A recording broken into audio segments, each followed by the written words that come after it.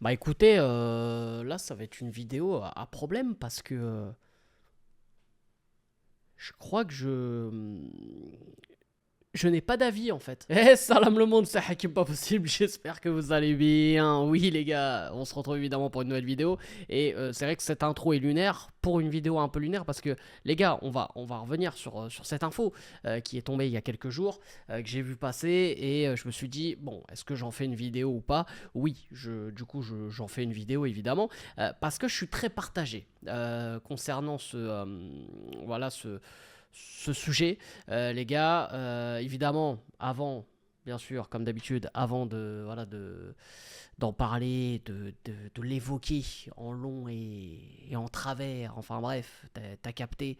N'hésitez pas à lâcher un maximum de likes et surtout à vous abonner en activant cette fucking cloche, les amis. C'est super, super important. Vraiment, je compte sur vous, les gars. Ça me donne énormément de force. Et n'hésitez pas aussi, les amis, évidemment, à commenter et à donner votre avis, hein. Voilà, vous donnez évidemment vos avis pardon, en commentaire juste sous la vidéo. C'est à vous de jouer, les gars. Voilà, juste sous la vidéo. N'hésitez pas. Bref, les gars, donc, l'info est la suivante. Apparemment, d'après quelques médias, et ça a été relié évidemment par voilà, le frérot JMA, Morocco, Achraf Hakimi et Brahim Diaz pourraient être absents.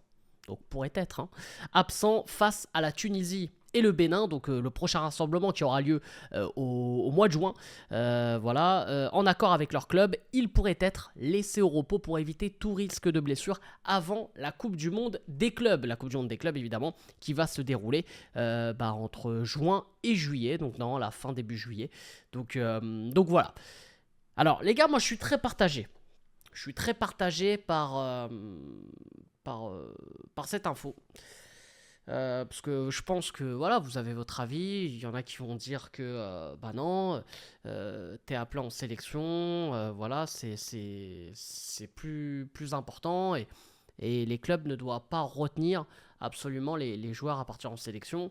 Voilà, il y en a pour qui voilà, c'est limite dégueulasse et tout. Et il y en a d'autres qui vont dire bah non, quand même, t'as une Coupe du Monde des clubs. Voilà, il faut la préparer au mieux et surtout éviter tout risque de blessure et essayer d'avoir évidemment un effectif à 100%. Alors moi les gars, je suis très partagé. Si on prend le contexte pour un joueur marocain, donc là évidemment c'est le cas de Hakimi et Brahim Diaz, on parle de deux joueurs qui normalement, si tout va bien, Inch'Allah, Ya Rabbi, si tout va bien, ils devraient disputer la CAN 2025, donc au mois de décembre. Il ne reste plus que peut-être un ou deux rassemblements, grand max.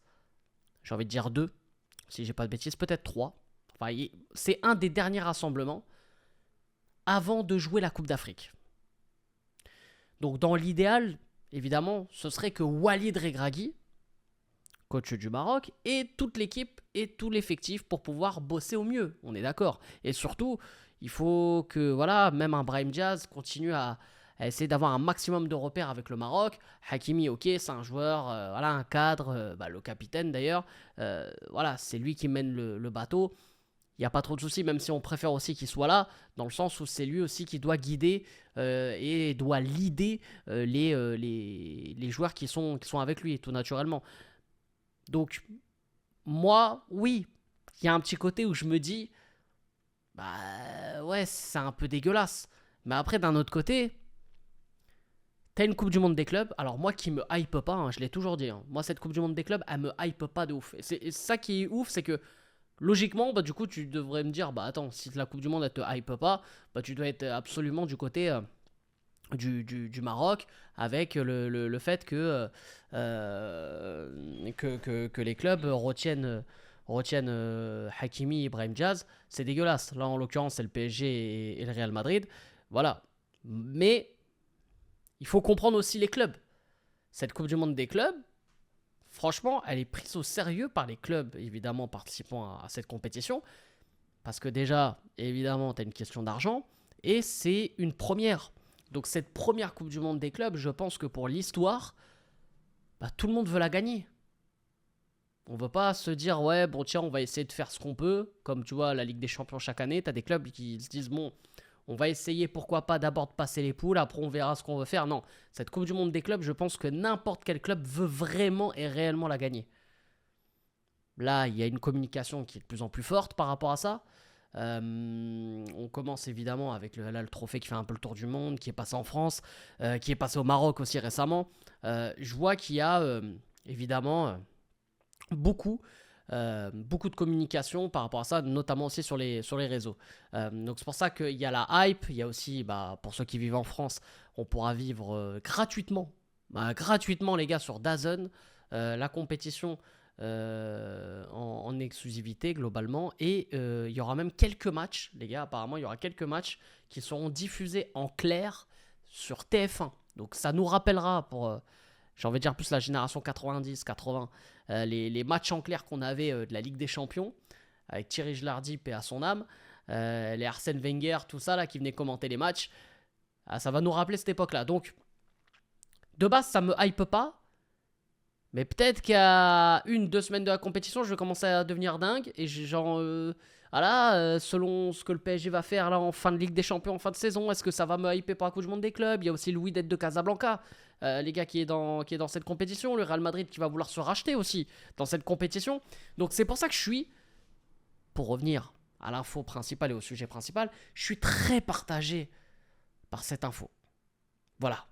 Je peux comprendre le Maroc qui prépare une Coupe d'Afrique, qui est super importante. Et évidemment, il faut qu'on la prépare au mieux. Et si je suis égoïste, moi je vais dire ouais, non, le Maroc est point barre, c'est vrai. Mais il faut être objectif et honnête. T'as des clubs qui préparent cette compétition très sérieusement.